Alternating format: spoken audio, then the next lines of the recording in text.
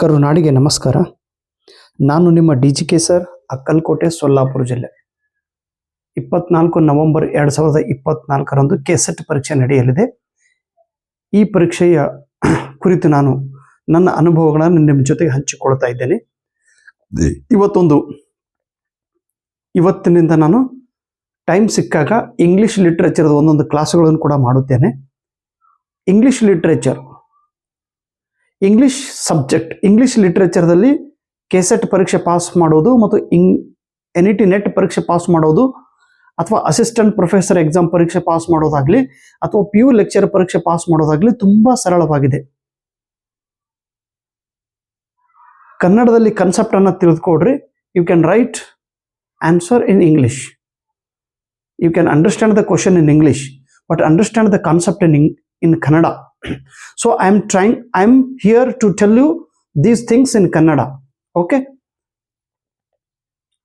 Today's topic is, ಇವತ್ತಿನ topic English literature ದ syllabus ಅನ್ನು ನೀವು ನೋಡಬೇಕು. ಮೊದಲಿಗೆ 10 ಚಾಪ್ಟರ್ಸ್ಗಳಿವೆ. ಮೊದಲನೇ ಚಾಪ್ಟರ್ ಡ್ರಾಮಾ, ಎರಡನೇ ಚಾಪ್ಟರ್ ಪೊಯೆಟ್ರಿ, ಮೂರನೇದು ಫಿಕ್ಷನ್, ನಾಲ್ಕನೇದು ನಾನ್ ಫಿಕ್ಷನ್, ಐದನೇದು ಇಂಗ್ಲಿಷ್ ಲ್ಯಾಂಗ್ವೇಜ್ ಟೀಚಿಂಗ್ ಮೆಥಡಾಲಜಿ, ಆರನೇದು ಇಂಗ್ಲಿಷ್ ಇನ್ ಇಂಡಿಯಾ, ಏಳನೇದು ಕಲ್ಚರಲ್ ಸ್ಟಡಿ, ಎಂಟನೇದು ಕ್ರಿಟಿಸಿಸಮ್, ಒಂಬತ್ತನೇದು ಕ್ರಿಟಿಕಲ್ ಥಿಯರಿ, ಹತ್ತನೇದು ರಿಸರ್ಚ್ ಇನ್ ಇಂಗ್ಲಿಷ್ ಲಿಟ್ರೇಚರ್. ಇಷ್ಟು ಸರಳವಾಗಿದೆಯೋ ಇಂಗ್ಲಿಷ್ ಲಿಟ್ರೇಚರು. ಸುಮ್ಮನೆ ಎಲ್ಲಾ ಯೂನಿಟ್ ಅನ್ನ ಇನ್ ಡೀಟೇಲ್ ಆಗಿ ಓದೋದು ಬೇಡ. Don't read all the chapter in detail. Focus on exam point of view. ಎಕ್ಸಾಮ್ಗೆ ಏನ್ ಕೇಳ್ತಾನೆ ಅದಕ್ಕೆ ಸಂಬಂಧಪಟ್ಟಿದ್ದು ಸ್ವಲ್ಪ ಮಾಹಿತಿಯನ್ನ ರಿಪೀಟ್ ಆಗಿ ಓದಿದ್ರೆ you will understand and you will get the success. Getting success is important. ನಿನ್ನ ಹತ್ರ ಎಷ್ಟು ನಾಲೆಜ್ ಇದೆ ಅನ್ನೋದನ್ನು ತಿಳಿದುಕೊಳ್ಳೋಕ್ಕಿಂತ ಫಸ್ಟಿಗೆ ರಿಸಲ್ಟ್ ತೆಗೆದುಕೊಡ್ರಿ. After that you read in detail, then you can teach your students. Okay, let's start for unit number 6, English in India. English ಭಾಷೆಯು ಭಾರತದಲ್ಲಿ ಯಾವಾಗ ಬಂತು, ಎಷ್ಟನೇ ಇಶ್ಯೂದೊಳಗೆ ಬಂತು, ಇಂಗ್ಲಿಷ್ ಭಾಷೆಯನ್ನ ಭಾರತಗಳಿಗೆ ಮೊಟ್ಟ ಮೊದಲಿಗೆ ತಂದವರು ಯಾರು, ಇಂಗ್ಲಿಷ್ ಭಾಷೆಯ ಸ್ವತಂತ್ರ ಪೂರ್ವದ ಕಾಲದಲ್ಲಿ ಇಂಗ್ಲಿಷ್ ಭಾಷೆಯ ಬೆಳವಣಿಗೆ ಹೇಗೆ ಆಗುತ್ತಾ ಹೋಯಿತು, ಭಾರತ ದೇಶ ಸ್ವತಂತ್ರಗೊಂಡ ನಂತರ ಇಂಗ್ಲಿಷ್ ಭಾಷೆಯ ಬೆಳವಣಿಗೆ ಹೇಗಾಯಿತು, ಇಂಗ್ಲಿಷ್ ಭಾಷೆಯ ಬೆಳವಣಿಗೆಯಾಗಿ ಯಾರು ಸಪೋರ್ಟ್ ಮಾಡಿದ್ರು, ಇಂಗ್ಲಿಷ್ ಭಾಷೆಯ ಇವತ್ತಿನ ಒಂದು ಸ್ಥಾನಮಾನ ಏನಿದೆ, ಮುಂಬರುವ ದಿನಗಳಲ್ಲಿ what will be the position of English language and English literature in India. So today in this class we are discussing about the history of English language, the history of Indian English or English in India, how the language was developed in India, who supported English in India and who were opposed English, and what is the present position of English and what will be the position of English in coming days. ನೋಡ್ರಿ, ನೇರವಾಗಿ board ಮೇಲೆ ಬರೆದಿದ್ದು ಪ್ರತಿಯೊಂದು point ಅನ್ನ ನಿಮ್ಮ notebook ದೊಳಗೆ ಬರೆದುಕೊಳ್ಳಬೇಕು. ಈ unit English literature ಎಲ್ಲಕ್ಕಿಂತ ಸರಳವಾದಂತ ಯೂನಿಟ್. ಒನ್ ಟೈಮ್ ರೀಡಿಂಗ್ ದೊಳಗೆ you will get 6 to 8 mark. ಪ್ರತಿ ಸಲ ಎಕ್ಸಾಮ್ ದೊಳಗೆ 6 to 8 ಮಾರ್ಕ್ಸ್ ಕಂಪಲ್ಸರಿಯಾಗಿ ಕೇಳುತ್ತಾರೆ. 3 to 4 ಕ್ವಶನ್ಸ್ ಕಂಪಲ್ಸರಿಯಾಗಿ ಬಂದೇ ಬರುತ್ತವೆ. ನಾನು ಪ್ರತಿಯೊಂದು ರಾಜ್ಯದೊಳಗೆ ಎಕ್ಸಾಮ್ ಬರೆದು ಬಂದಾಗ ಈ ಯೂನಿಟ್ ಮೇಲೆ ಯಾವ ರೀತಿ ಪ್ರಶ್ನೆಗಳನ್ನು ಕೇಳಿದ್ರು ಅದನ್ನ ಅನಾಲಿಸಿಸ್ ಮಾಡಿ ನಾನು ನಿಮ್ಮ ಎದುರಿಗೆ ಹೇಳುತ್ತಿದ್ದೇನೆ. ನಮ್ಮ ಭಾರತ ದೇಶ ಇದು ಕಂಪ್ಲೀಟ್ ಹಳೆಯ ಕಾಲದ ದೇಶ. ಕ್ರಿಸ್ತಶಕ 13, ಹಾಗೆ ನೋಡಿದ್ರೆ ಕ್ರಿಸ್ತಶಕ ಮೂರನೇ ಶತಮಾನದೊಳಗ ಯುರೋಪ್ ಖಂಡದ ಎಷ್ಟೋ ಮಿಷನರಿಗಳು ಭಾರತ ದೇಶಕ್ಕೆ ಬಂದಿದ್ರಂತ. ಅವಾಗಲಿಂದ ಹಾಗೆ ಬರ್ತಾನೆ ಇದಾರೆ ಅವರು. ಆದ್ರೆ ವಿಶೇಷವಾಗಿ 13ನೇ ಶತಮಾನದಲ್ಲಿ 13th ಸೆಂಚುರಿದೊಳಗೆ 13ನೇ ಶತಮಾನ ಮತ್ತು 14ನೇ ಶತಮಾನ 14th century and 15th century, ಈ ಸೆಂಚುರಿದೊಳಗೆ ಅಂದ್ರೆ ಎಕ್ಸಾಕ್ಟ್ಲಿ 1542 to 1546 ಈ ಕಾಲಾವಧಿಯಲ್ಲಿ ಯುರೋಪ್ ದೇಶದ, ಸ್ಪೇನ್ ದೇಶದ ಒಬ್ಬ ಸಂತ ನಮ್ಮ ಭಾರತ ದೇಶಕ್ಕೆ ಬಂದಿದ್ರು. ಭಾರತ ದೇಶದ ಗೋವಾ ರಾಜ್ಯಕ್ಕೆ ಆ ಸಮಯದೊಳಗೆ ಬಂದಿದ್ರು. ಅವಾಗ ಗೋವಾ ಅಂತೇಳಿ ಹೆಸರು ಇರಲಿಲ್ಲ. ಆ ಸಂತನ ಹೆಸರು, the name of that saint was, the name of that saint saint Xavier. Sorry Francis Xavier ಅಂತೇಳಿ ಈ ಒಬ್ಬ ಸಂತ. ಇವರು ಸ್ಪೇನ್ ದೇಶದವರು. ಸ್ಪೇನ್ ದೇಶದ ಈ ಒಬ್ಬ ಸಂತ ಕ್ರಿಶ್ಚಿಯನ್ ಧರ್ಮವನ್ನು ಪ್ರಚಾರ ಮಾಡುವ ಸಲುವಾಗಿ, ಕ್ರಿಶ್ಚಿಯನ್ ಧರ್ಮದ ಮಾಹಿತಿಯನ್ನು ಹೇಳುವ ಸಲುವಾಗಿ ಯುರೋಪ್ ಖಂಡದಿಂದ ಭಾರತ ದೇಶಕ್ಕೆ ಬಂದಿದ್ದ. ಆ ಸಮಯದೊಳಗೆ ಭಾರತ ದೇಶದು ಪೋರ್ಚುಗೀಸರ ಆಡಳಿತದೊಳಗಿತ್ತು. ಭಾರತದೊಳಗೆ ಆ ಸಮಯದೊಳಗೆ ಪೋರ್ಚುಗೀಸರು ಜಾಸ್ತಿ ಜನ ಇದ್ರು. ಇನ್ನು ಬ್ರಿಟಿಷರು ಬಂದಿರಲಿಲ್ಲ, ಇಂಗ್ಲೆಂಡ್ದವ್ರು ಬಂದಿರಲಿಲ್ಲ. ಅಲ್ಲೇ ಬಜ್ಜಿ ತಿನ್ಕೊಳಕ್ ಕೂತಿದ್ರು, ಬಜ್ಜಿ ಚಾ ಒಂದು ಅವ್ರಿಗೆ ಗೊತ್ತಿರಲಿಲ್ಲ, ಶೇಂಗಾ ಒಂದರ ಮಾಲ್ ಹಾಕೋತ್ ಕೂತಿದ್ರು. ಇವರು ಬಂದ್ರು ಪೋರ್ಚುಗೀಸರು. ಎಲ್ಲಿ? ಗೋವಾದೊಳಗೆ ಬಂದಿದ್ರು. ಪೋರ್ಚುಗೀಸರ ಭಾರತದಲ್ಲಿ ಸ್ಪೇನ್ ದೇಶದ ಫ್ರಾನ್ಸಿಸ್ ಝೇವಿಯರ್ ಇವ್ರ ಹೆಸರು ನೆನ್ಪಿಡ್ರಿ. Who was the first missionary visited to India. ಭಾರತ ದೇಶಕ್ಕೆ ಮೊದಲನೇ ಮಿಷನರಿ ವ್ಯಕ್ತಿ ಯಾರು ಅಂದ್ರೆ ಇವರು ಸಂತರು. ಧರ್ಮ ಪ್ರಚಾರ ಮಾಡೋ ಸಲುವಾಗಿ ಬಂದಿದ್ರು, ಕ್ರಿಶ್ಚಿಯನ್ ಧರ್ಮವನ್ನು ಪ್ರಚಾರ ಮಾಡೋಕೆ ಬಂದಿದ್ರು. ಇವರು ಪ್ರಚಾರ ಮಾಡುವಾಗ ಮ್ಯಾಕ್ಸಿಮಮ್ ಯುರೋಪ್ ಖಂಡದಿಂದ ಬಂದಂತ ಏನು ಇವರು ಮಿಷನರಿಗಳದವರು, ಇವರು ಕೇರಳ, ಗೋವಾದೊಳಗಿದ್ರು. ಅದರ ಜೊತೆಗೆ ಕೇರಳ ರಾಜ್ಯದ ತ್ರಾವಣಕೋರ ಜಿಲ್ಲೆ ಮತ್ತು ತಿನ್ನೇವೆಲ್ಲಿ ಈ ಜಿಲ್ಲೆಗಳಲ್ಲಿ ಇವರು ಪ್ರಚಾರ ಮಾಡ್ತಿದ್ರು ಜಾಸ್ತಿ. ಈಗನೂ ಮಿಷನರಿದೊಳಗದ ನೋಡ್ರಿ. ಮಿಷನರಿ ಯಾರ್ಯಾರಿದ್ರು? ಬ್ಯಾಪ್ಟಿಸ್ಟ್ ಮಿಷನರಿಗಳು, ಬೇಸೆಲ್ ಮಿಷನರಿಗರು, ಮೆಥೋಡಿಸ್ಟ್ ಮಿಷನರಿಗಳು. ಇವರೆಲ್ಲರೂ ಕ್ರಿಶ್ಚಿಯನ್ ಧರ್ಮದೊಳಗ ಒಬ್ರು ಚರ್ಚಕ್ಕೆ ಸಪೋರ್ಟ್ ಮಾಡುವಂತ ಒಂದು ಸಮುದಾಯ, ಒಂದು ಚರ್ಚಕ್ಕೆ ವಿರೋಧ ಮಾಡುವಂತ ಒಂದು ಸಮುದಾಯ. ಅದಕ್ಕೆ ಪ್ರೊಟೆಸ್ಟೆಂಟ್ ಅಂತ. ಪ್ರೊಟೆಸ್ಟೆಂಟ್ ಚರ್ಚದ ವಿರುದ್ಧ ಹೋರಾಟ ಮಾಡುವಂತ ಒಂದು group that was opposing the church activity. ಇವರು ಬಂದ್ರು ಈ ಸಮಯದೊಳಗೆ. ಯಾರು? ಕ್ರಿಶ್ಚಿಯನ್ ಮಿಷನರಿ 1542 ಈ ಸಮಯದ. ಇದಾದ ನಂತರ 16ನೇ ಶತಮಾನ, ಲಕ್ಷ ಇಡ್ರಿ, ಕಂಪ್ಲೀಟ್ ಈಸ್ಟ್ ಇಂಡಿಯಾ ಕಂಪನಿ, ಇಂಗ್ಲೆಂಡ್ದ ಈಸ್ಟ್ ಇಂಡಿಯಾ ಕಂಪನಿದವರು ಭಾರತ ದೇಶಕ್ಕೆ ಬಂದಿದ್ರು. ಅದು ವಾಸ್ಕೋಡಿ ಗಾಮ ಅದನ್ನು ಭಾರತ ದೇಶ ಕಂಡು ಹಿಡ್ದ. ಅಲ್ಲೇ ಒಂದ್ಸರಿ ತಿರುಗಾಡಿದ. ಕ್ಯಾಲಿಕತ್ ಅಂತ ಒಂದು ಬಂದರ್ ಐತ್ರಿ, ಅಲ್ಲಿ ಹೋಗಿ ಬಂದಿನ್ರಿ ನಾನು. ಕೇರಳದೊಳಗೆ ಬರ್ತೈತೆ ಅದು.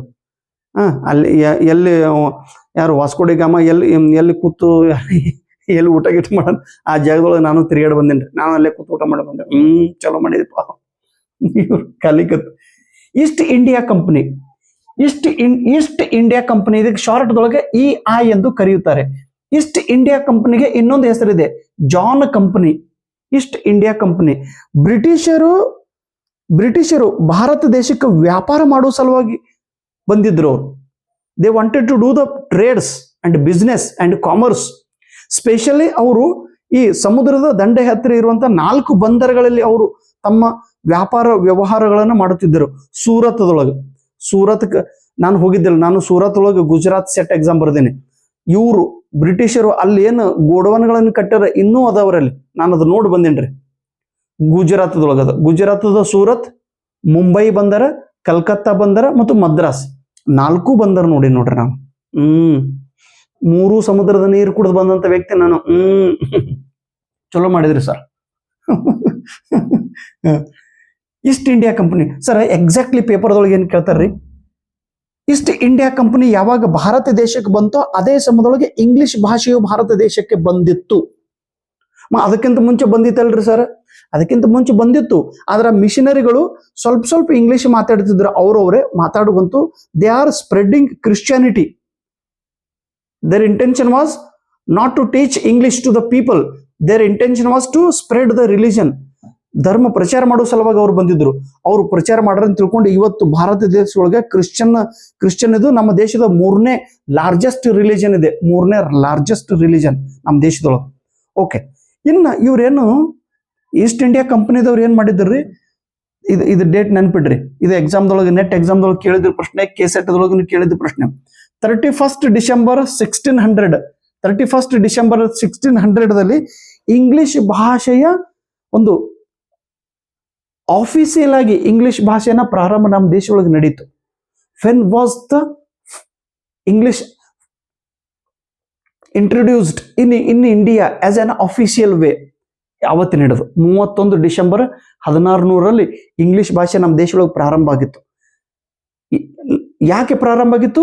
ಈಸ್ಟ್ ಇಂಡಿಯಾ ಕಂಪನಿ ನಮ್ಮ ದೇಶದೊಳಗೆ ಸ್ಥಾಪನೆ ಆಗಿತ್ತು. ಇದು ಬ್ರಿಟಿಷರ್ದು ಒಂದು ಕಂಪನಿ ಇದೆ. ಇವರು ಭಾರತದೊಳಗೆ ವ್ಯಾಪಾರ ಮಾಡೋ ಸಲುವಾಗಿ ಬಂದಿದ್ರು. ಇವ್ರು ವ್ಯಾಪಾರ ಮಾಡ್ಕೊಂತ ಆ ಕಡೆ ಸ್ವಲ್ಪ ಕಣ್ಣು ಆಡಿಸಿದ್ರು. ಕಣ್ಣು ಅಲ್ಲಿ ನೋಡೋದ್ರೊಳಗೆ ನಮ್ಮ ದೇಶದೊಳಗೆ ಎಲ್ಲ ರಾಜರು ಒಂದಕ್ಕೊಂದು ಜಗಳ ಆಡ್ತಿದ್ದು. ಇವ ಅವನಿಗೆ ಹೊಡಿತಿದ್ದ, ಅವ ಇವನಿಗೆ ಹೊಡಿತಿದ್ದ. ಇವ ಅವನದು ಪ್ಯಾಂಟ್ ಹಿಡಿದು ಹೋಗ್ತಿದ್ದ, ಅವ ಅವನ ಲುಂಗಿ ಹಿಡಿದು ಹೋಗ್ತಿದ್ದ. ಓಡಾಡ್ದೊಳಗೆ ಇವರದು ಇವೆಲ್ಲ ಹುಚ್ಚುಗೊಟ್ಟೆವಲ್ಲ ಇವೆಲ್ಲ ಇಂಡಿಯಾಗಳು ಅವನು ಇವು ಜಗಳ ಆಡಕತ್ತಾವ. ಅವ್ನು ಸಾವಕಾಶ ಏನ್ ಮಾಡಿದ್ರಿ, ಬಂದ್ ಬೆಂಕಿ ಹಚ್ಚಲ್ಗತ್ತಿರೋರು. ಈಗಿನ ಅದ ನೋಡ್ರಿ, ಮನೆಯಾಗ ಬೆಂಕಿ ಹಚ್ತಿರ್ತಾರೆ ಕೆಲವೊಬ್ರು. ಅವ್ರು ಬೆಂಕಿ ಹಚ್ಚಿರ್ತಾರೆ, ನಾವು ಜಗಳ ಆಡ್ತಿರ್ತೇವೆ. ಬ್ರಿಟಿಷರು ಸಾವಕಾಶವಾಗಿ ಬೆಂಕಿ ಹಚ್ಚಿ ಇಲ್ಲಿ ನಮ್ಮ ರಾಜ್ಯದ ನಡಬರ್ಕ ಜಗಳಾಡಿ ಒಂದೊಂದು they are acquiring and they are beating one ರಾಜ. ಇವನಿಗೆ ಹೋಗಿ ಅವನಿಗೆ ಹೊಡೆದು, ಅವ್ನು ಹೋಗಿ ಇವನಿಗೆ ಹೇಳಿ, ಇವನಿಗೆ ಹೋಗಿ ಅವನಿಗೆ ಹೇಳಿ, ಎರಡು ಜಗಳಾಡಿ ಎರಡು ಮೆತ್ತಗಾಗನ ಎರಡಕ್ಕೆ ಹೋಗಿ ಬಿಡ್ತಿದ್ರು. ಕಟ್ 18 ಡಿವೈಡ್ ಅಂಡ್ ರೂಲ್ ಈ ಪಾಲಿಸಿಯನ್ನ ಫಾಲೋ ಮಾಡ್ತಿದ್ರು. ಸೊ ಮಾಡ್ಕೊಂತ ಎಲ್ಲ ಬಿಸ್ನೆಸ್ಕ್ಕಿಂತ ಇವ್ರು ಏನ್ ಮಾಡಿದ್ರು, ಭಾರತ ದೇಶವನ್ನ ತಮ್ಮ ಕಂಟ್ರೋಲ್ ತೆಗೆದುಕೊಂಡ್ರು. ಯಾರು? ಈಸ್ಟ್ ಇಂಡಿಯಾ ಕಂಪನಿದವರು. ಭಾರತ ದೇಶ ಕಂಟ್ರೋಲ್ ತೆಗೆದುಕೊಂಡಾಗ ಇವ್ರಿಗೆ ಏನಾಗಿತ್ತು, yes we want to rule India. ನಾವು ಭಾರತ ದೇಶದ ಮೇಲೆ ನಾವೇ ಆಡಳಿತ ನಡೆಸಬೇಕು, ಇವ್ರ ಮೇಲೆ ನಾವೇ ಕಂಟ್ರೋಲ್ ಇಡಬೇಕಂತೇಳಿ ದೇ ಸ್ಟಾರ್ಟೆಡ್ ರೂಲಿಂಗ್ ಸ್ಟಾರ್ಟ್ ಮಾಡುವಾಗ ಅವ್ರಿಗೆ ಜನರು ಬೇಕಾಗಿದ್ರು. ಅವ್ರ ಕೈ ಕೆಳಗೆ ಕೆಲಸ ಮಾಡುವಂತ ಜನರು ಬೇಕಾಗಿದ್ರು. But Indian people were unable to speak English, Indian people were unable to know English. ಅವ್ರಿಗೆ ಇಂಗ್ಲಿಷ್ ಭಾಷೆನೇ ಬರ್ತಿದ್ದಿಲ್ಲ ನಮ್ಮ ದೇಶದೊಳಗೆ ಯಾರಿಗೂ. ಅಟ್ ದಟ್ ಟೈಮ್ ಇವರು ಈಸ್ಟ್ ಇಂಡಿಯಾ ಕಂಪನಿದವರು ಮೊದಲಿಗೆ ವಿಚಾರ ಮಾಡಿದ್ರು, ಇವರಿಗೆ ಶಿಕ್ಷಣ ಕೊಡೋದು ಬೇಡ್ರಿ, ಇವೆಲ್ಲ ದನ ಇದ್ದಂಗೆ ಇರ್ಲಿ, ಇವಕ್ಕೆ ಶಿಕ್ಷಣ ಕೊಟ್ಟು ಇವಕ್ಕೆಲ್ಲ ಟೀಚ್ ಮಾಡಿದ್ರಂದ್ರೆ ಇವೆಲ್ಲ ಬಹಳ ನಾಳೆ ಬುದ್ಧಿವಂತರಾಗ್ತಾರೆ. ಬುದ್ಧಿವಂತರಾದ್ರು ಹುಷಾರಾದ್ರಂದ್ರೆ ಮುಂದೆ ನಮಗೆ ಜಾಡಿಸಿ ಹೋದ್ರಂದ್ರೆ ಹೆಂಗ, ಬೇಡ, ಇವ್ರು ಯಾರಿಗೆ ಕಲಿಸೋದು ಬೇಡ ಅಂತೇಳಿ ಇವ್ರು ವಿಚಾರ ಮಾಡಿದ್ರು. ಬಟ್ ಈಸ್ಟ್ ಇಂಡಿಯಾ ಕಂಪನಿದವರು they are using the Persian language for communicating with the people. ಅವ್ರು 18 ಅವ್ರು ಪರ್ಷಿಯನ್ ಲ್ಯಾಂಗ್ವೇಜ್ ಕಲ್ತಿದ್ರು. ಪರ್ಷಿಯನ್ ಭಾಷೆ ಈಸ್ಟ್ ಇಂಡಿಯಾ ಕಂಪನಿಯ ಆಡಳಿತ ಭಾಷೆಯಾಗಿತ್ತು. Please remember, it was a question asked in the NET exam. East India ಕಂಪನಿದು ಮೂಲ ಭಾಷೆ ಇಂಗ್ಲಿಷ್, ಆದ್ರೆ ಭಾರತ ದೇಶದೊಳಗೆ ಬಂದಾಗ they were using Persian as an official language, East India ಕಂಪನಿದವ್ರು. ಆಮೇಲೆ ಅವ್ರು ಏನ್ ಮಾಡಿದ್ರು, ಅವ್ರ ಕೈ ಕೆಳಗೆ ಕ್ಲರ್ಕ್ ಜನ, ಕಾರ್ಕೂನ್ ಜನ, ಕೆಲಸ ಮಾಡೋರು ಬೇಕಾಗಿದ್ರು. ಸೊ ಹೀಗಾಗಿ ಅವ್ರು ಏನ್ ಮಾಡಿದ್ರು, ಭಾರತದ ಜನರಿಗೆ ಸ್ವಲ್ಪ ಶಿಕ್ಷಣ ಕೊಡುವಂತ ಕೆಲಸ ಮಾಡಲು ಪ್ರಾರಂಭಿಸಿದ್ರು. They were selfish in their purpose. They wanted to take the Indian people to work under them. ಅವ್ರ ಕೈ ಕೆಳಗೆ ಇವ್ರು ಕೆಲಸ ಮಾಡಬೇಕು, ಸ್ವಾರ್ಥ ಉದ್ದೇಶ ಇಟ್ಕೊಂಡು ನಮ್ಮ ಜನರಿಗೆ ಸ್ವಲ್ಪ ಶಿಕ್ಷಣ ಕೊಡ್ಲಿಕ್ಕೆ ಪ್ರಾರಂಭ ಮಾಡಿದ್ರು. ಶಿಕ್ಷಣ ಇಂಗ್ಲಿಷ್ ಸ್ವಲ್ಪ ಕಲಿಸಿ, ಅಣ್ಣ ಇಲ್ಲಿ ಬಾರೋ, ನಾ ಹೇಳ್ದಂಗೆ ನೀನು ಕಲಿ. ಇವ್ರು ಇಂಗ್ಲಿಷ್ ಒಳಗೆ ಇವ್ರು ಬರ್ಕೊಂತು ದೇ ಕ್ರಿಯೇಟೆಡ್ ದ ಕ್ಲರ್ಕ್ಸ್. ಇಲ್ಲಿ ತನಕ ಬಂತು. ಓಕೆ, ಆಮೇಲೆ ಏನಾಗ್ತದೆ ನೋಡ್ರಿ, ಯಾವುದು, ಈಸ್ಟ್ ಇಂಡಿಯಾ ಕಂಪನಿ ಸ್ಥಾಪನೆ ಮಾಡಿದವ್ರು ಯಾರು? ಇವರು ಕ್ವೀನ್ ಎಲಿಜಾಬೆತ್ ಫಸ್ಟ್. ಇವ್ರು ಇದಕ್ಕೆ ಪರ್ಮಿಷನ್ ಕೊಟ್ಟಿದ್ರು. ಇಂಗ್ಲೆಂಡ್ದೊಳಗೆ ಏನು ಪಾರ್ಲಿಮೆಂಟ್ ಐತಿಲ್ಲ, ಆ ಪಾರ್ಲಿಮೆಂಟ್ದೊಳಗೆ ಈಗ ಆಕ್ಚುಲಿ ಈ ರಾಣಿಯು ಇದನ್ನ ಪಾಸ್ ಮಾಡಿದ್ರು.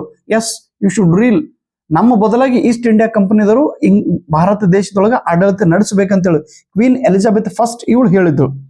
ಅದಾದ ನಂತರ ಈಸ್ಟ್ ಇಂಡಿಯಾ ಕಂಪನಿದವ್ರು ನೋಡ್ರಿ 1600 ಬಂದಿದ್ದಾರೆ ಅವರು. ಆಫ್ಟರ್ 200 years ಅಂದ್ರೆ minimum East India company act 1793. Please remember ಇದು ಡೇಟ್. ಇದನ್ನು ತಾವು ನೆನಪಿನಾಗ ಇಟ್ಕೋಬೇಕು. 1793 ಈ ಸಮಯದಲ್ಲಿ ಈಸ್ಟ್ ಇಂಡಿಯಾ ಕಂಪನಿದವರು ಒಂದು ನಿಯಮಗಳನ್ನು ಮಾಡಿದ್ರು. ಹೇಗೆ ಕಂಪನಿಯು ಕೆಲಸ ಮಾಡಬೇಕು ಭಾರತದಲ್ಲಿ, what are the rules we should follow. ಆ ರೂಲ್ಸ್ದೊಳಗೆ ಅವ್ರು ಏನ್ ಹೇಳ್ತಾರೆ ನೋಡ್ರಿ. ರೂಲ್ಸ್ ಹೇಳ್ಕೊತಿದ್ದಕ್ರೆ 1793 ಒಬ್ಬ ಬ್ರಿಟಿಷ್ ಅಧಿಕಾರಿ, ಫಿಲಂಥ್ರೋಪಿಸ್ಟ್, ಈ ವ್ಯಕ್ತಿ, ಇವ್ರ ಹೆಸರು ನೆನ್ಪಿಡ್ರಿ. ಇಟ್ ವಾಸ್, ಇದು ಕ್ವಶನ್, ಇದು ಕೇಳ್ತಾರೆ ನೋಡ್ರಿ, ಗ್ಯಾರಂಟಿ ಕೇಳ್ತಾರೆ. William Wilber force. ಬಹಳ ಒಳ್ಳೆ ಮನುಷ್ಯ. ಎಲ್ಲಾ ಬ್ರಿಟಿಷರು 18 ಇರ್ಲಿಲ್ರಿ, ಅದ್ರೊಳಗೂ ಕೆಲವೊಬ್ರು ನಮ್ಮಂಗ ಚಲೋ ಇರ್ತಾರಲ್ರಿ, ಎಲ್ಲರ ಕೈ ಇರಂಗಿಲ್ರಿ. ಎಲ್ಲರ ಉಳ್ದವ್ರೆಲ್ಲ ಕಟ್ 18 4 ಇರಿದ್ರು. ಇವ ಒಬ್ಬ ಮನುಷ್ಯ ಗರೀಬ, ಶಾಣ್ಯ, ಪಾಪ ಗರೀಬ್ ಮಂದಿ ಅದ್ರಿ ಇಂಡಿಯಾದವ್ರು, ಹೇಳಿದೆಲ್ಲ ಕೇಳ್ತಾವ್ರಿ. ಇಂಡಿಯಾದ ಮಂದಿಗೆ ಸ್ವಲ್ಪ ನಾವು ಶಿಕ್ಷಣ ಕೊಡಬೇಕು, ಇಂಡಿಯಾದ ಜನರಿಗೆ ಸ್ವಲ್ಪ ನಾವು ಇಂಗ್ಲಿಷ್ ಕಲಿಸ್ಬೇಕು, ಇಂಡಿಯಾದ ಜನರಿಗೆ ಸ್ವಲ್ಪ ಪ್ಯಾಂಟ್ ಉಡ್ಸೋದು ಕಲಿಸ್ಬೇಕು. ಬರೀ ಲುಂಗಿ ಸುತ್ತೊಂಡು ತಿರುಗಾಡ್ತಾವ ಇವ್ರಿಗಂದ್ರೆ ಶಿಕ್ಷಣಕ್ಕೆ ಕೊಡಬೇಕು ಅಂತೇಳಿ ಇವರು ವಿಲಿಯಂ ವಿಲ್ಬೋರ್ಸ್ ಇವ್ರು ಏನ್ ಮಾಡಿದ್ರು, ಯಾರಿಗೆ ಹೇಳಿದ್ರು, ಇಂಡಿಯಾ ಈ ರಾಣಿಗೆ ಹೇಳಿದ್ರು, ಕ್ವೀನ್ ಎಲಿಜಬೆತ್ ರಾಣಿಗೆ, ಇವ್ರಿಗೆ ಹೇಳಿದ್ರು ಈಸ್ಟ್ ಇಂಡಿಯಾ ಕಂಪನಿ ಅಲ್ಲಿ ಬ್ರಿಟಿಷ್ ಸರ್ಕಾರಕ್ಕೆ ಹೇಳಿದ್ರು ಅವರು. ಏನು ಹೇಳದಾಗನ ಇವ್ರು ಹ್ಞೂ ಅಂತಾರೇನ್ರಿ, ಹಮ್ಕೊಂಡ್ರ ಹೊತ್ಕೊಟ್ಟಂದ್ರಿ ವಿಲಿಯಂ, ವಿಲಿಯ ಹಮ್ಕೊಂಡ್ರ ಬೇ ಏನ್ರ ಹೇಳ್ತಿಲ್ಲ ನೀನು, ಇಂಡಿಯಾದವ್ರಿಗೆ ಟೀಚ್ ಮಾಡು, ಇಂಡಿಯಾದವ್ರಿಗೆ ಪಾಠ ಕಲಿಸು, ಇಂಡಿಯಾದವ್ರಿಗೆ ಇಂಗ್ಲೀಷ್ ಕಲಿಸ್ರ ಮುಂದೆ ಅವ್ರು ಬಿಟ್ಟು ರೇಟ್ ಅಂದ್ರೆ ನಮಗೆ ಹೊಳ್ಳಿ ಇಂಡಿಯಾದವ್ರು ಭಾಳ ಕೈ ಅಂದ್ರ ಮೊದಲು ಮೆತ್ತಗಾಗಿ ಎಲ್ಲ ಕಲ್ತು ಆಮೇಲೆ ಏನ್ರ ಮಾಡಿದ್ರಂದ್ರೆ ಬೇಡ ಆತಂದ್ರು. ಯಾರು ಈ ಈಸ್ಟ್ ಇಂಡಿಯಾ ಕಂಪನಿದವರು they were not accepted, British ಅವರು ಅಕ್ಸೆಪ್ಟ್ ಮಾಡಲಿಲ್ಲ. ಬಟ್ ಮುಂದೆ ಏನಾಗ್ತದ ನೋಡ್ರಿ, ಮುಂದೆ ಏನಾಗ್ತದ, ಇವರು ಯಾರು ವಿಲಿಯಂ ವಿಲ್ಬೋರ್ಸ್ ಇವ್ರು ಏನ್ ಹೇಳಿದ್ರು, ಈ ಆಕ್ಟ್ದೊಳಗೆ ಈಸ್ಟ್ ಇಂಡಿಯಾ ಕಂಪನಿದೇನು ನಿಯಮಗಳದ ನೋಡ್ರಿ, ಆ ನಿಯಮದೊಳಗೆ 2 ನಿಯಮಗಳನ್ನ ಇವ್ರು ಕೂಡ್ಸಲ್ಕ್ ಹೇಳಿದ್ರು. You should use 2 clauses. The first class was bring teachers from England to India to teach Indian people. Bharat ದೇಶದ ಜನರಿಗೆ ಇಂಗ್ಲಿಷ್ ಅನ್ನ ಕಲಿಸುವ ಸಲುವಾಗಿ ಇಂಗ್ಲೆಂಡ್ದಿಂದ ಶಿಕ್ಷಕರನ್ನ ನಮ್ಮ ಭಾರತ ದೇಶಕ್ಕೆ ತರಬೇಕು ಅಂತೇಳಿ ಇವ್ರು ಹೇಳಿದ್ರು.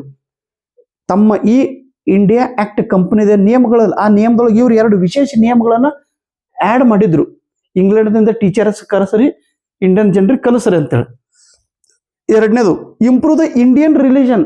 ಭಾರತದೊಳಗೆ ಏನೋ ಧರ್ಮದ ನೋಡ್ರಿ, ಆ ಧರ್ಮವನ್ನು ಸ್ವಲ್ಪ ನಾವು ಇಂಪ್ರೂವ್ಮೆಂಟ್ ಮಾಡಬೇಕು, ಆ ಧರ್ಮದ ಒಂದು ಸ್ವಲ್ಪ ನಾವು ವರ್ಣನೆ ಮಾಡಬೇಕು, ಇಂಡಿಯನ್ ಜನರಿಗೆ ಸ್ವಲ್ಪ ನಾವು ಹವಾ ಹೊಡಿಬೇಕು. ಹವಾ ಹೊಡೆದ್ರ ನೋಡಿ ಇಂಡಿಯಾದವ್ರು ಹೆಂಗ್ ಕುಣಿತಾರ ಅಂತೇಳಿ ಹೇಳಿದ್ದೆವು. ಇವು 2 ನಿಯಮಗಳನ್ನು ಹೇಳಿದಾಗ British government not accepted. Queen Elizabeth ರಾಣಿ ಇಸ್ ನಾಟ್ ಅಕ್ಸೆಪ್ಟೆಡ್. ರಾಣಿ ಅಂದಳು ಬೇಡ, ಓಯಪ್ಪ ನಾಳೆ ನನಗೆ ಬಂದು ಗುಳುಗುಳು ಮಾಡ್ಲಗತ್ತಾರಂದ್ರೆ ಹೆಂಗ, ಇಂಡಿಯಾದವ್ರು ಕೆಟ್ಟ ಕೈ ಅದ್ರ ನನಗೆ ನೋಡಿ ಬೆನ್ ಹತ್ತದ್ರ ಅಂದ್ರೆ ಹೆಂಗ, ಬೇಡ ಅಂದ ತಕ್ಷಣ ಏನಾಗ್ತದೆ ನೋಡ್ರಿ, British not accepted, later consider in revised ಈ ಈಸ್ಟ್ ಇಂಡಿಯಾ ಕಂಪನಿ ಆಕ್ಟ್. ಮೊದಲಿಗೆ ಬ್ಯಾಡ್ ಅಂದ್ರು, ಆಮೇಲೆ ಏನಂದ್ರು, ಹೌದಲ್ಲೋ we need some Indian people to work under. ಯಾಕಂದ್ರೆ ನಮಗೆ ಸ್ವಲ್ಪ ಕಾಲು ಒತ್ತಲಿಕ್ ಬೇಕು, ನಮ್ಗೆ ಸ್ವಲ್ಪ ಮಸಾಜ್ ಮಾಡ್ಲಿಕ್ ಬೇಕು, ನಮಗೆ ಸ್ವಲ್ಪ ನಾವು ಹೇಳಿದ ಕೆಲಸ ಮಾಡ್ಲಿಕ್ ಬೇಕು ತಿಳ್ಕೊಂಡು ಈಸ್ಟ್ ಇಂಡಿಯಾ ಕಂಪನಿದೊಳಗ ಒಂದು ಹೊಸ ಆಕ್ಟ್ ಅನ್ನ ಸ್ಟಾರ್ಟ್ ಮಾಡಿದ್ರು. ಯಾವುದು? 1813. Please remember, this is very important. ಇದಕ್ಕೆ ಚಾರ್ಟರ್ ಆಕ್ಟ್ ಎಂದು ಕರೆಯುತ್ತಾರೆ. Charter act 1813. In 1813, the Charter Act was passed. It is a revised act. It is a new act. It is a new rules. ಯಾವುದು? Charter act is also called as East India company act. East India ಕಂಪನಿಯ ಹೊಸ ನಿಯಮಗಳನ್ನು ಇವಾಗ ಇಲ್ಲಿ ಜಾರಿ ಮಾಡಿದ್ರು ಈ charter ಆಕ್ಟ್ದಲ್ಲಿ.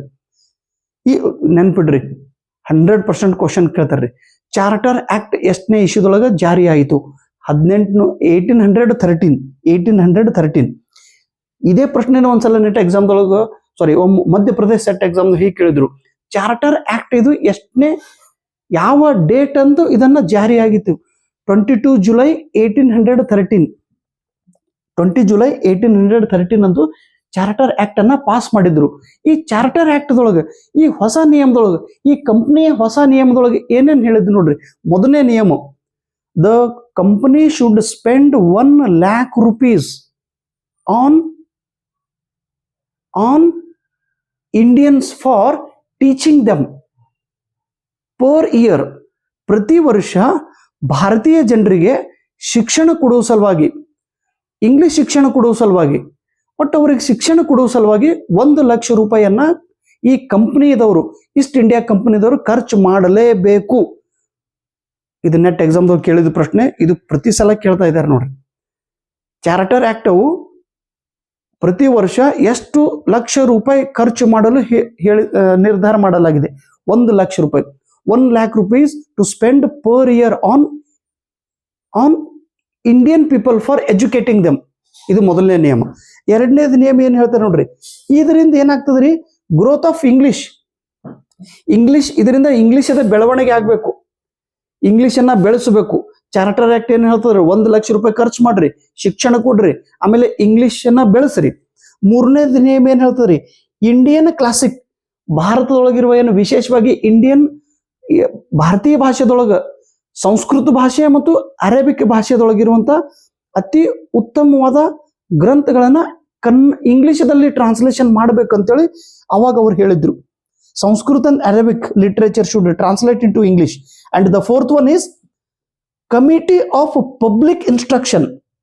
Committee of public instruction, ಸಾರ್ವಜನಿಕ ಶಿಕ್ಷಣ ಇಲಾಖೆ, ಪ್ರತಿಯೊಂದು ಜಿಲ್ಲೆಗೆ ಸಾರ್ವಜನಿಕ ಶಿಕ್ಷಣ ಇಲಾಖೆಯನ್ನ ಪ್ರಾರಂಭ ಮಾಡಬೇಕಂತೇಳಿ ಈ ಚಾರ್ಟರ್ ಆಕ್ಟ್ ಹೇಳಿದೆ. The first committee of public instruction was established in Calcutta. ಕಲ್ಕತ್ತಾದೊಳಗೆ ಇದನ್ನ ಪ್ರಾರಂಭ ಮಾಡಿದ್ರು 1813. ಅದಾದ ನಂತರ Christian missionaries allowed to spread Christianity in India. ಭಾರತದೊಳಗೆ ಕ್ರಿಶ್ಚಿಯನ್ ಧರ್ಮನ ಪ್ರಚಾರ ಮಾಡುವ ಸಲುವಾಗಿ ಅವರು ಅನುಮತಿಯನ್ನ ಕೊಟ್ಟಿದ್ರು.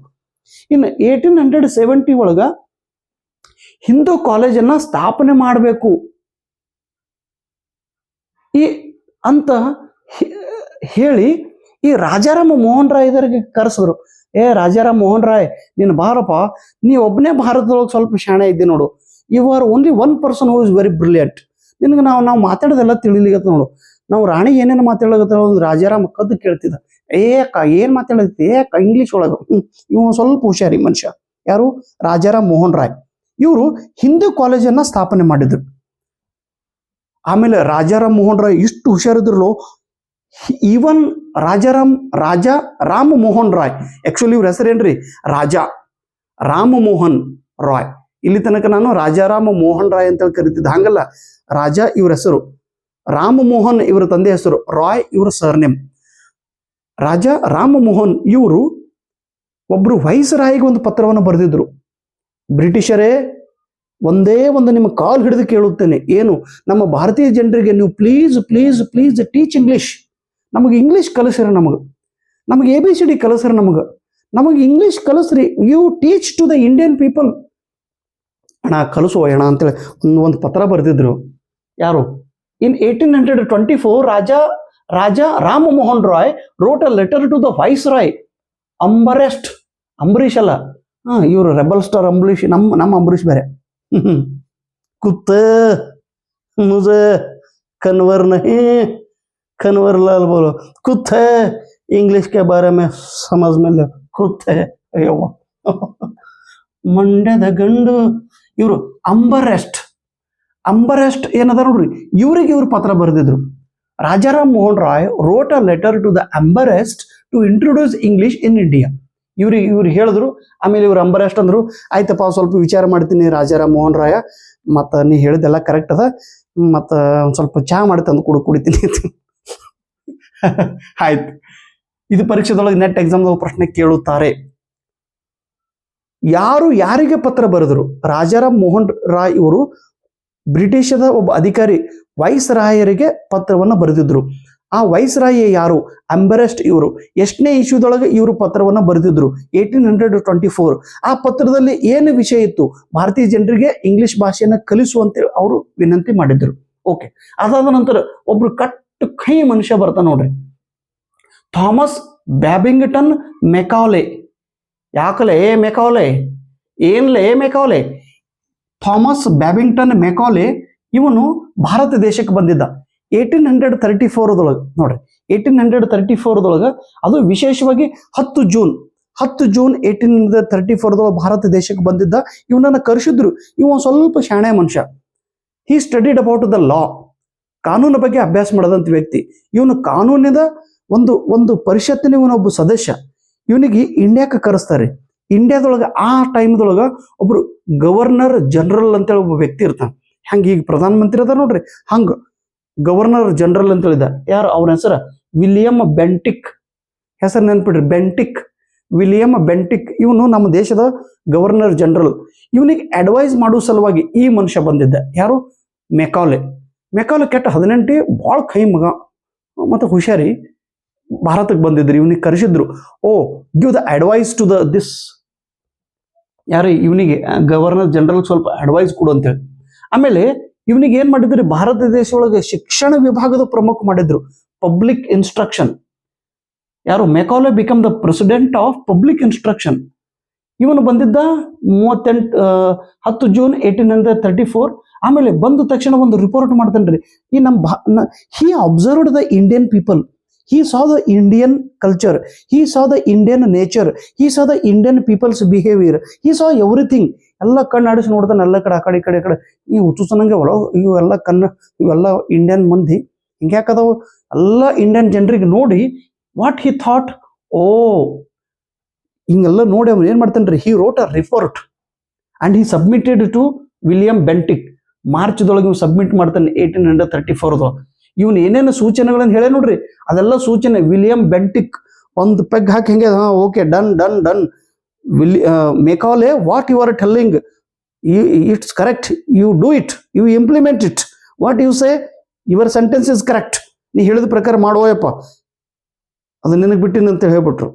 ಆಮೇಲೆ ವಿಲಿಯಂ ಮೆಕಾಲೆ ಏನೇನು ಹೇಳ ನೋಡ್ರಿ, ಮೊದಲನೇ ಮಾತೇನು ಹೇಳ್ತಾನ್ರ, ಪೇಪರ್ದ ಪ್ರಶ್ನೆ ಕೇಳ್ತಾರ, English should be the medium of instruction.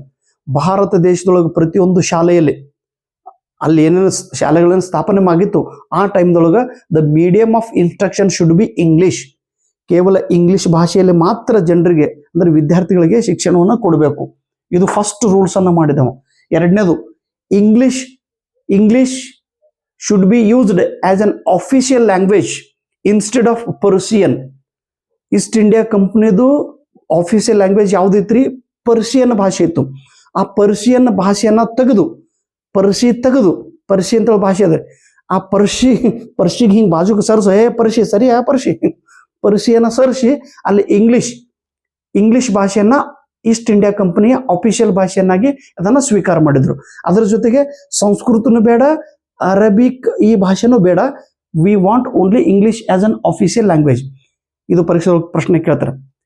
East India ಕಂಪನಿಯು ಇಂಗ್ಲಿಷ್ ಭಾಷೆಯನ್ನ ತನ್ನ ಆಡಳಿತ ಭಾಷೆಯಾಗಿ ಎಷ್ಟನೇ ಇಶ್ಯೂದೊಳಗೆ ಸ್ವೀಕಾರ ಮಾಡಿತ್ತು, 1835. Please remember. ಮೂರನೇದು ಏನು ಹೇಳ್ತೇನೆ, spread the western knowledge, western concept, western ideas, western literature to the Indian people. ಭಾರತೀಯ ಜನರಿಗೆ ಪಾಶ್ಚಿಮಾತ್ಯ ಭಾಷೆದ ಅಂದ್ರೆ ವಿಶೇಷವಾಗಿ ಈ ಪಶ್ಚಿಮ ರಾಷ್ಟ್ರದ ಸಂಸ್ಕೃತಿ ಭಾಷೆ ಜ್ಞಾನವನ್ನ ಭಾರತೀಯ ಜನರಿಗೆ ಕಲಿಸಬೇಕು ಅಂತೇಳಿ ಮೂರನೇದು. ನಾಲ್ಕನೇದು, allow the missionaries to work in India and spread Christianity. Next one is no fund to the oriental work.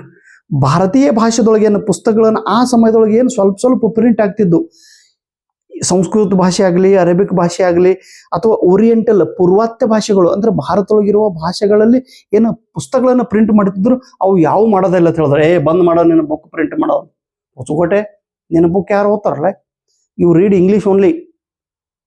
ಏನಂದ್ರೆ ಬಿಡ್ತೀನಿ ಏಟತ್ತಿದ್ರು ಕಟ್ ಕೈ ಮಕ್ಕಲ್ಲ ಮೂರಿ. No fund to the oriental, fund ಅನ್ನ ಕೊಡ್ತಿದ್ದಿಲ್ಲ. ಇದು ಪರೀಕ್ಷೆದೊಳಗೆ ಈ ಪ್ರಶ್ನೆಯಲ್ಲಿ ಕೇಳಿದ್ರು, ನನಗೆ ಆಸಾಮ್ ಸೆಟ್ದೊಳಗೆ ಕೇಳಿದ್ರು. According to Macaulay what is mean by literature. Literature ಎಂದರೆ ಏನು? ನಾವು ಲಿಟ್ರೇಚರ್ ಅಂದ ತಕ್ಷಣ ಏನ್ ಮಾಡ್ತೀವಿ, Marathi literature, Kannada literature, Tamil literature, Kannada ಸಾಹಿತ್ಯ. ಇವು ಏನು ಸಾಹಿತ್ಯ ಅಂದ್ರೆ ಓನ್ಲಿ ಇಂಗ್ಲಿಷ್ ಲಿಟ್ರೇಚರ್. ಇದು ಪರೀಕ್ಷೆ ಪ್ರಶ್ನೆ ಕೇಳಿದ್ರು. What is the meaning of literature according to Macaulay? Literature means English literature. ಎರಡನೇದು ಇದೇ ಪ್ರಶ್ನೆ ಹೊಂದಿಸಿ ಬರೆಯೋದು ಕೇಳಿದ್ರು ಅವರು. ಇನ್ನೊಂದು ತನ್ರಿ, what is the meaning of learned natives of India? Learned natives of India, ಭಾರತದೊಳಗಿನ ಸ್ಥಾಯಿಕ ಭಾರತೀಯರು ಅದರಲ್ರಿ, ಕಲಿತಂತ ಸ್ಥಾನಿಕ ಭಾರತೀಯರು ಎಂದರೇನು? Learned natives of India means those Indians who had acquired knowledge of Western science and knowledge. ಯಾರು ಯುರೋಪಿಯನ್ ಅಂದ್ರೆ ವೆಸ್ಟರ್ನ್ ನಾಲೆಜ್ ಯಾವ ವ್ಯಕ್ತಿ ಹತ್ರ ಇದೆಯೋ ಆ ವ್ಯಕ್ತಿಗೆ ಲರ್ನ್ಡ್ ನೇಟಿವ್ಸ್ ಆಫ್ ಇಂಡಿಯಾ ಎಂದು ಕರೆಯುತ್ತಾರೆ. ನೀ ಕಲ್ತಿದ್ದೇನೋ ಭಾರತದ ಜನರಿಗೆ ಒಮ್ಮೆ ಹಿಡಿದು ಹಿಂಗೆ ಕರ್ಕೊಂಡ್ ಬರ್ತಿದ್ದ, ಶಾಲೆ ಕಲ್ತಿದ್ದೇನೋ? ಹ್ಞೂ ಕಲ್ತಿದ್ದೆ. ಏನು ಕಲ್ತಿದ್ದೆ? ನಾ ಶೇಕ್ಸ್ಪಿಯರ್ ಅಂದ್ರೆ ಏನ್ರಿ, ಮಿಲ್ಟನ್ ಅಂದ್ರೆ ಏನ್ರಿ, ಜಾನ್ ಮಿಲ್ಟನ್ ಅಂದ್ರೆ ಏನು, ನಾ ಎಲ್ಲ ಕಲ್ತೀನ್ರಿ, ನನಗೆ ಸೈನ್ಸ್ ಗೊತ್ತೈತಿ, ನನಗೆ ಬ್ರಿಟಿಷರು. ವೆಸ್ಟರ್ನ್ ನಾಲೆಜ್ ಯಾವ ವ್ಯಕ್ತಿ ಹತ್ರ ಇದೆಯೋ ಅಂತ ವ್ಯಕ್ತಿಗೆ ಲರ್ನ್ಡ್ ನೇಟಿವ್ಸ್ ಆಫ್ ಇಂಡಿಯಾ ಎಂದು ಕರೆಯುತ್ತಿದ್ದರು. ಓಕೆ, ನೆಕ್ಸ್ಟ್ ಇದು ಪ್ರಶ್ನೆ ಕೇಳ್ತಾರೆ ನೋಡ್ರಿ. ಇದು ಎಲ್ಲ ಆಸಾಮ್ದೊಳಗೆ ಕೇಳಿದ್ವಿ ಮೂರು ಪ್ರಶ್ನೆ. What is mean by Indian scholar according to Macaulay? Indian scholar ಎಂದರೆ ಏನು? ಸ್ಕಾಲರ್ ಅಂದ್ರೆ ಭಯಂಕರ ಬುದ್ಧಿವಂತ ವ್ಯಕ್ತಿ. ಇಂಡಿಯನ್ ಸ್ಕಾಲರ್ ಎಂದರೆ ಯಾರನ್ನ ಕರೆಯುತ್ತಾರೆ? ಯಾವ ವ್ಯಕ್ತಿ? ಜಾನ್ ಲಾಕ್ ಅಂತೇಳಿ ಒಬ್ಬ ಫಿಲಾಸಫರ್ ಅದನ್ರಿ, ಯುರೋಪ್ ಕಂಟ್ರಿದೊಳಗೆ ಅಂದ್ರೆ ವಿಶೇಷವಾಗಿ ಇಂಗ್ಲೆಂಡ್ ವ್ಯಕ್ತಿ ಅದನ್ನ. ಜಾನ್ ಲಾಕ್ನ ತತ್ವಜ್ಞಾನ ಮತ್ತು ಜಾನ್ ಮಿಲ್ಟನ್ನ ಪದ್ಯಗಳನ್ನು ಯಾರು ಓದಿದ್ದಾರೋ, ಯಾರಿಗೆ ಅರ್ಥವಾಗಿದೆಯೋ ಅಂತ ವ್ಯಕ್ತಿಗೆ ಇಂಡಿಯನ್ ಸ್ಕಾಲರ್ ಎಂದು ಕರೆಯುತ್ತಾರೆ. Who studied about the John Locke's philosophy and John Milton's poetry, that person is called as Indian scholar. Okay, next 1, 2, 3 ಇವು 3 ಸೆಂಟೆನ್ಸ್ ಅನ್ನ ಕಂಪ್ಲೀಟ್ ಆಗಿ ನಿಮ್ಮ ನೋಟ್ಬುಕ್ ಬರೋದು ನೆನಪಿನಾಗ ಇಟ್ಕೋರಿ. These are the 3 famous quotations. ಏನಂತಾರೆ ನೋಡ್ರಿ, ಇವು 3 ಕೊಟೇಶನ್ಸ್ ಹೇಳಿದಂತ ವ್ಯಕ್ತಿ ಯಾರು? ಮೆಕಾಲೆನ ಹೇಳಿದ್ದಾನೆ. ಏನಂತ ನೋಡ್ರಿ, English is likely to become the language of commerce throughout the seas of the East.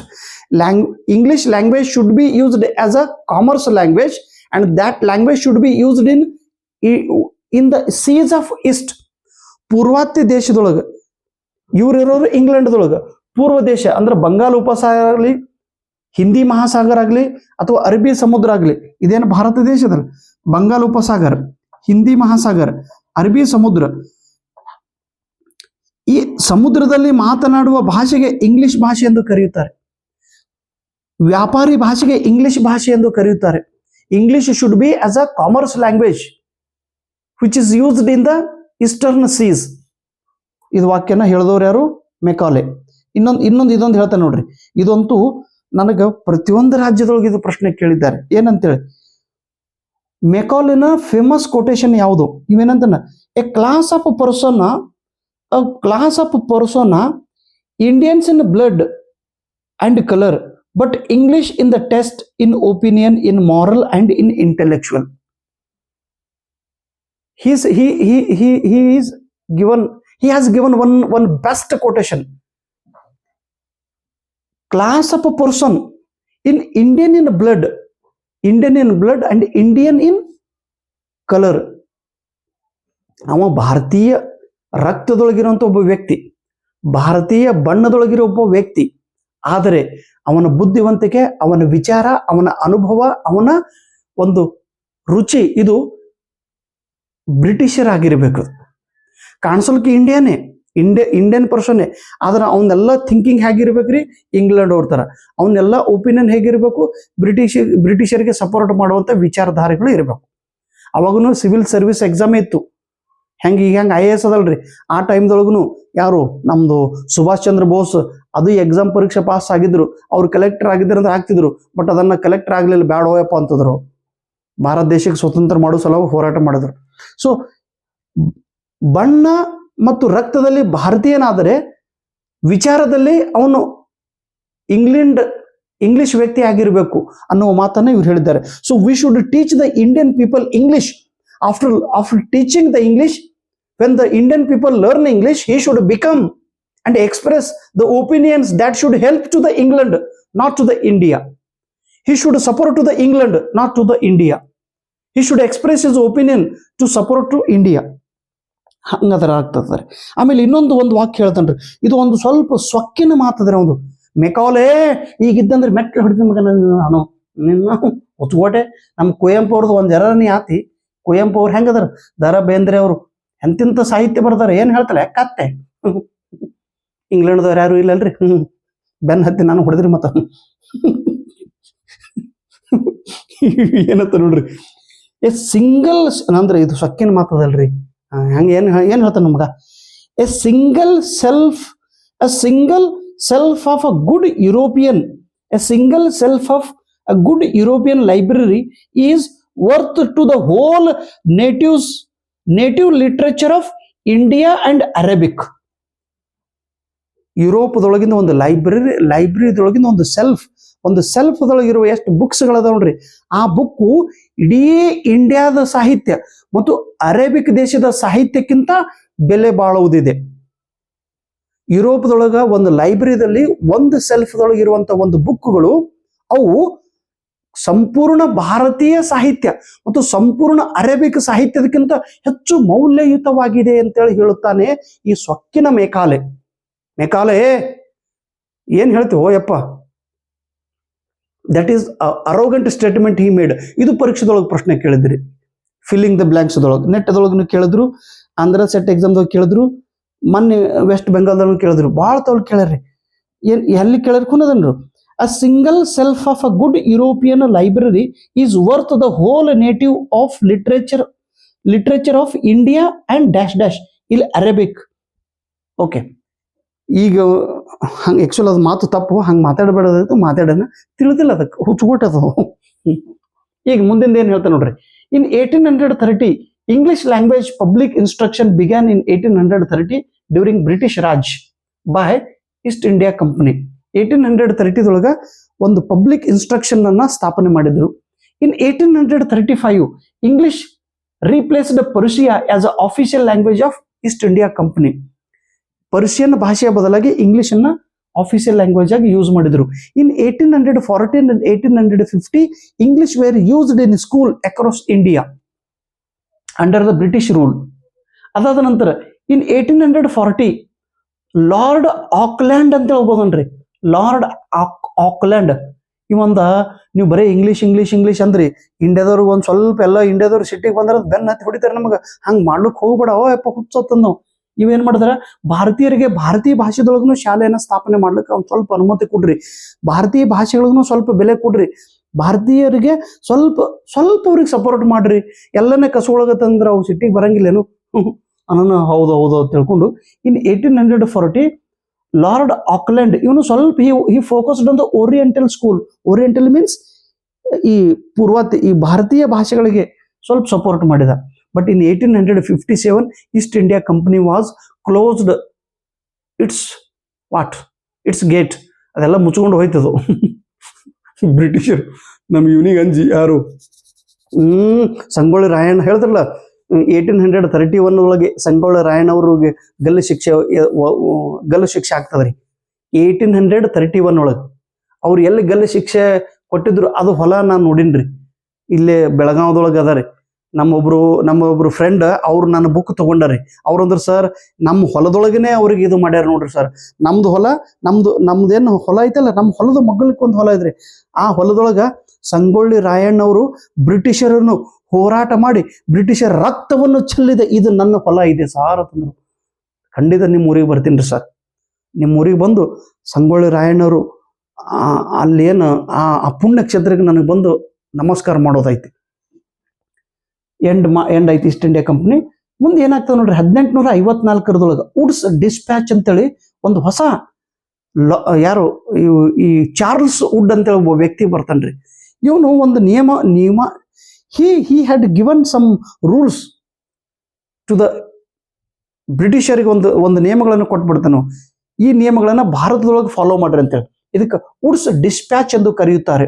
ಇದು ನಮ್ಮ ಭಾರತ ದೇಶದಲ್ಲಿ ವಿಶೇಷವಾಗಿ it played a very important role in education field. How education has been developing in India. English ಭಾಷೆಯು ಹೇಗೆ ಬೆಳವಣಿಗೆ ಆಗುತ್ತಾ ಬಂತು ಅನ್ನೋದ್ರ ಬಗ್ಗೆ ವುಡ್ಸ್ ಅನ್ನು ಹೇಳಿದ್ದಾನೆ. ಏನ್ ಹೇಳ್ತಾನೆ ನೋಡ್ರಿ, ವುಡ್ಸ್ ಡಿಸ್ಪ್ಯಾಚಕ್ಕೆ Magna Carta of English education in India ಎಂದು ಕರೆಯುತ್ತಾರೆ. Please remember this sentence, Magna Carta.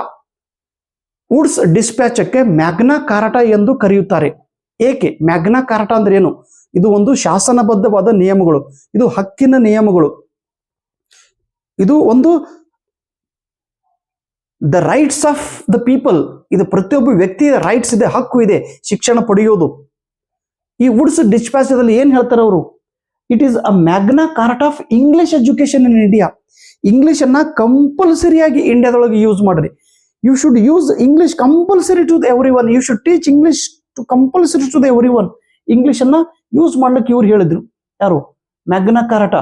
Woods ಅವರು ಹೇಳಿದಂತ ಮೊದಲೇ ಮಾತು. ಇವ್ರು ಏನ್ ಹೇಳ್ತಾರೆ, Charles Wood in 1853 become the president of board of council in India. ಏನೇನು ಯೂಸ್ ಮಾಡ್ರಿ ನೋಡ್ರಿ ಪ್ಲೀಸ್. ಮೊದಲನೇದು, he introduced the western concept, western knowledge, western skill, western ideas in Indian education. ಪಾಶ್ಚಿಮಾತ್ಯದ ಶಿಕ್ಷಣ ವ್ಯವಸ್ಥೆನ ಇವನು ಪ್ರಾರಂಭ ಮಾಡಿದ. ಎರಡನೇದು, British it is the responsibility of the Britishers to teach Indian people. ಹೇಳ್ತಾನ ಬ್ರಿಟಿಷರೇ, ಯಾರು ವುಡ್ಸ್ ಹೇಳಿರ್ತಾನ ಅವ್ರಿಗೆ, ಬ್ರಿಟಿಷರಿಗೆ ನೋಡ್ರಿ, ನೀವು ಇಂಡಿಯಾದೊಳಗಿದ್ದೀರಿ, ಇಂಡಿಯಾದ ಅನ್ನ ಊಟ ಮಾಡ್ಲಾಗತ್ತೀರಿ, ಇಂಡಿಯಾದ ಮಂದಿ ಸ್ವಲ್ಪ ಮಾಡ್ಲದ, ಅವ್ರದೆಲ್ಲ ಕಸ್ಕೊಂಡು ಅವರೆಲ್ಲ ತಿಲ್ಲಗತ್ತೀರಿ ಮಕ್ಕಳೇ, ಬರೀ ತಿನ್ನೋದು ಒಂದೇ ಮಾಡಬೇಡ್ರಿ, ಇಂಡಿಯನ್ ಜನರಿಗೆ ಸ್ವಲ್ಪ ಕಲಿಸ್ರಿ, ಅವ್ರಿಗೆ ಸ್ವಲ್ಪ ಬುದ್ಧಿ ಹೇಳ್ರಿ, ಅವ್ರಿಗೆ ಸ್ವಲ್ಪ ಟೀಚ್ ಮಾಡ್ರಿ, ಅವ್ರಿಗೊಂದು ಸ್ವಲ್ಪ ಇಂಗ್ಲೀಷ್ ಕಲಿಸ್ರಿ, ಅವ್ರಿಗೊಂದು ಸ್ವಲ್ಪ ಸೈನ್ಸ್ ಕಲಿಸ್ರಿ, ಅವ್ರಿಗೊಂದು ಸ್ವಲ್ಪ ಎಲ್ಲ ಕಲಿಸ್ರಿ ಅಂತ ಹೇಳಿದ್ರು. ಅಥವಾ ಅವ್ರು ಏನೇನು ಕಲ್ತಿರ್ತಾರೆ ಅವ್ರವ್ರ ಭಾಷೆದೊಳಗೆ ಅದನ್ನ ಇಂಗ್ಲಿಷ್ ಒಳಗೆ ಟ್ರಾನ್ಸ್ಲೇಷನ್ ಮಾಡ್ರಿ, ಅವ್ ಮಾಡುವ ಕೆಲಸ ನಿಮ್ದೈತೆ ಅಂತೇಳಿ ವುಡ್ ಹೇಳಿದ್ದಾನೆ. ರೆಸ್ಪಾನ್ಸಿಬಿಲಿಟಿ ಯಾರ್ದು ರೆಸ್ಪಾನ್ಸಿಬಿಲಿಟಿ? ಬ್ರಿಟಿಷರ್ದು. ಮೂರನೇದು ಏನ್ ಹೇಳ್ತಾನ್ರಿ, ಪ್ಲೀಸ್ ಈಗ ನೋಡಿ DDPI ಅಂತೇಳಿ ಕರ್ನಾಟಕದೊಳಗೆ ಪ್ರತಿಯೊಂದು ಜಿಲ್ಲೆದೊಳಗೆ DDPI ಆಫೀಸ್ ಇದು ಇವ್ರು ಹೇಳನ ಸ್ಥಾಪನೆ ಮಾಡ್ಯಾರ. ಯಾರು? Charles Wood. ಹಿಂದಿನ ಕಾಲದೊಳಗೆ DPI, director of public instruction. ಇನ್ನ ಇದು ಅಂತ ನಮ್ಮ ಮಹಾರಾಷ್ಟ್ರ ಸೆಟ್ ಎಕ್ಸಾಮ್ದಾಗ ಕೇಳಿದ್ರು. ವುಡ್ಸ್ ಇವನು ಭಾರತದಲ್ಲಿ 3 ವಿಭಾಗದೊಳಗೆ, ಅಂದ್ರೆ ಅದು ಪ್ರೆಸಿಡೆನ್ಸಿ ಸಿಟಿ ಅಂತ ಹೇಳಿ ಕರೀತಾರೆ. ಒಂದು ಮದ್ರಾಸ್, ಒಂದು ಕಲ್ಕತ್ತಾ, ಒಂದು ಮುಂಬೈ. ಮುಂಬೈ, ಮದ್ರಾಸ್, ಕಲ್ಕತ್ತಾ ಇವು 3 ನಗರಗಳಲ್ಲಿ ಒಂದು ವಿಶ್ವವಿದ್ಯಾಲಯಗಳನ್ನು ಸ್ಥಾಪನೆ ಮಾಡಬೇಕು ಅಂತೇಳಿ ಈ ವುಡ್ಸ್ ಡಿಸ್ಪ್ಯಾಚದಲ್ಲಿ ಹೇಳಲಾಗಿದೆ. ಹೀಗಾಗಿ 1857 3 ವಿಶ್ವವಿದ್ಯಾಲಯಗಳನ್ನು ಸ್ಥಾಪನೆ ಮಾಡಿದರು. Mumbai university, Madras university and Calcutta university.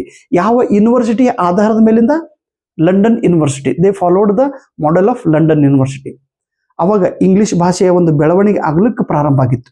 ಇಲ್ಲಿಗೆ ಮುಗಿತದ್ರಿ. ಇನ್ನು ಮುಂದೆ ಇನ್ನೂ ಆದ್ರಿ, ಇನ್ನೂ ಸೆಕೆಂಡ್ ಪಾರ್ಟ್ ಐತಿ. ಈಗ ನಾ ಫಸ್ಟ್ ಪಾರ್ಟ್ ಹೇಳ್ತಾ ಇದ್ದೀನಿ. ಎಲ್ಲಿ ತನಕ ಫಸ್ಟ್ ಪಾರ್ಟ್ ಹೇಳೋದು? ಭಾರತ ದೇಶ ಸ್ವತಂತ್ರ ಆಗೋ ತನಕ.